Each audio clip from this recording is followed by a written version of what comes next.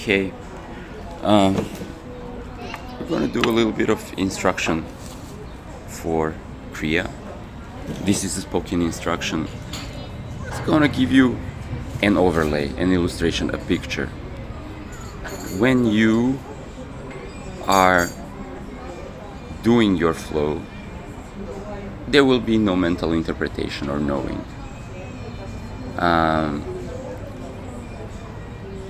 Your linguistic mind is just the subtitle of what's going on, and even though it's good and useful for telling stories and exchanging information,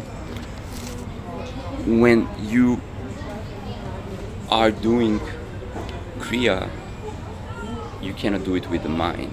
You have to transcend the mind. So when dancing, sometimes we say we are in a state of trance. You have to be able to come into this state of trance. Now, some pointer to that is that your mind is not just your intellectual or linguistic mind. Your mind is dispersed throughout your body.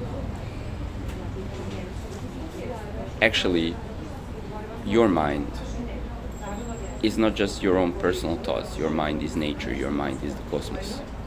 So there's only one mind. Now, your own little body is the microcosm that contains it is the replica or holographic mirror of the macrocosm. In your body you have channels that go through each 5 fingers of each hand, left hand and right hand, and toes of your left foot and right foot.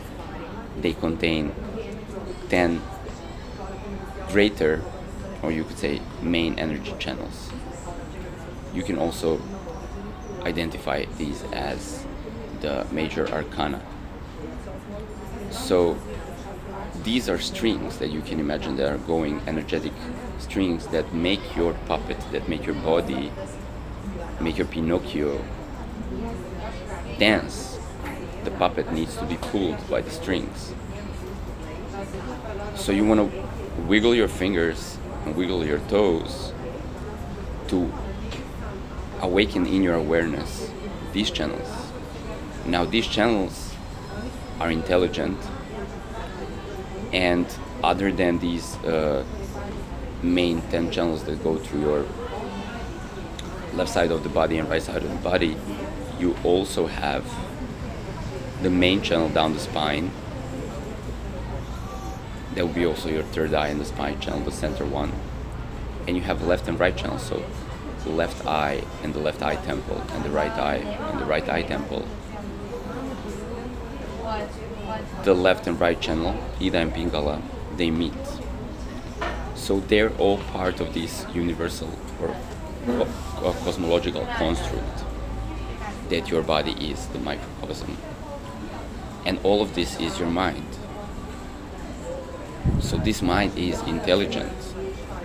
You do not necessarily need to read the asanas from the book, or you don't need to learn something or memorize something, and you don't need to control how the flow goes. If you think your sequence, like if you're thinking in your with your intellect, the sequence and and you're thinking about the reps, how many reps you're doing, then you're not doing yoga right, because your mind will interfere with the flow.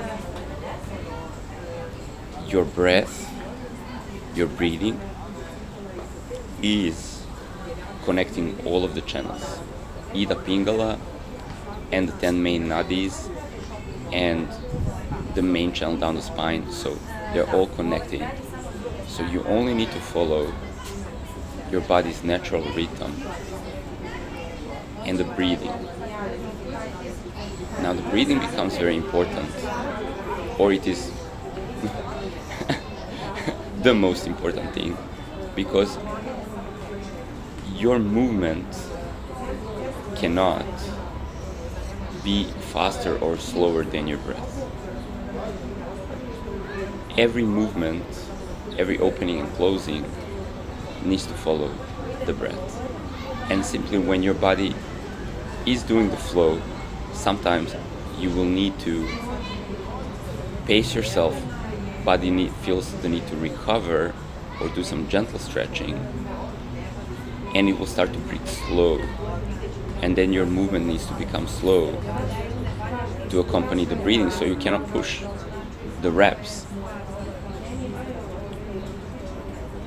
And then when the energy picks up, it is able for you to go into expansion and contraction, maybe in a quicker flow, but this will follow your natural breath, because it will tend to be more open and you can breathe more easily, more deeply. Yeah. So try this, relax into your breath and see how it flows.